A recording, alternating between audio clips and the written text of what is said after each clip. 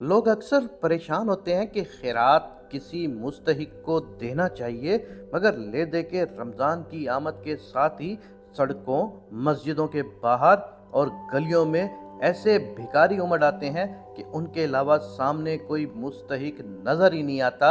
यानी मुस्तहिक को ढूंढना मुश्किल हो जाता है। हकीकत ये है कि हम सदका और खैरात को सर से बोझ की तरह उतार फेंकना चाहते हैं, तो कम से कम फासले पर कम से कम वक्त में ये फ़र्ज़ अदा हो जाए, यही काफ़ी है। अगर वाकई आप चाहते हैं कि आपकी खैरात किसी मुस्तहिक के काम आए, तो कुछ हिम्मत कीजिए, उनको ढूंढिए, उन तक खुद जाइए और ज़रा शर्मिंदगी से नज़र झुकाकर इमदाद का थैला पकड़ाकर उल्टे कदमों लौट आइए। मुस्तहिक कौन हैं? जो नहीं मांगते मगर पेट काटते हैं, जिनके बच्चे हसरत से पकौड़ों समोसों को देखते हैं, जो घर में हमसायों से आने वाली खुशबू से बेचैन हो जाते हैं मगर थूक निकल कर रात वाला सालन खा लेते हैं। पहले हक तो जानने वालों में मुस्तहिकीन का है। यकीन करें, वो रिश्तेदार जो गरीब हैं मगर आपसे उनकी बनती नहीं, उनकी मदद करना दोहरे सवाब का बाइस होगा। पहला हक रिश्तेदारों का है। करीम या उबर की बाइक कॉल करें, जब बंदा आ जाए तो राइड कैंसिल कर दें और उसको राशन का थैला या नगद खैरात दे दें।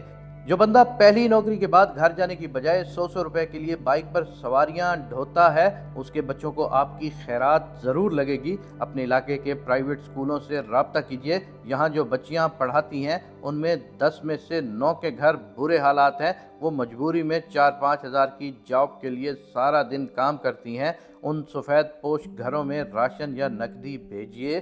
छोटी गलियों में दुकानदारों के पास जाइए। असर के बाद आपको ज़रूर कुछ लोग मिलेंगे जो उधार लेते होंगे, उनका उधार चुका दीजिए। हो सके तो दुकानदार से पूछकर किसी लंबे उधार वाले मुस्तहिक को बुलाकर उसका उधार चुका दीजिए। छोटे तंदूरों पर रोटी लगाने वाले, वेटर और सफाई वाले सब इतना ही कमाते हैं कि उनके घर फाकों से बच सकें। उनको भी आपकी खैरात की ज़रूरत है। उनमें से अक्सर खैरात लेने से इनकार कर देंगे। उनकी थोड़ी पकड़ लीजिए और मिन्नत करके तोहफे के तौर पर दे दीजिए। मस्जिदों में बूढ़ों के लिबास से अंदाज़ा हो जाएगा, नहीं तो जूते से अंदाज़ा हो जाएगा।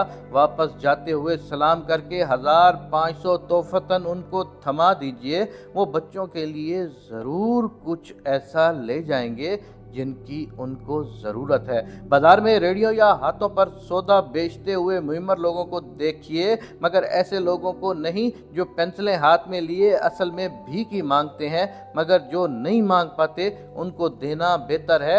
ये चंद बातें जहन में आईं, सोचा आप लोगों तक पहुंचा दूं। बाकी आप खुद भी ऐसे ही मज़ीद तरीक़ों से लोगों को पहचान सकते हैं कि जिनको मदद की ज़रूरत है मगर वो अपनी गैरत के हाथों मेहनत के अलावा कोई मदद कबूल नहीं करते। उनको इसरार करके दीजिए।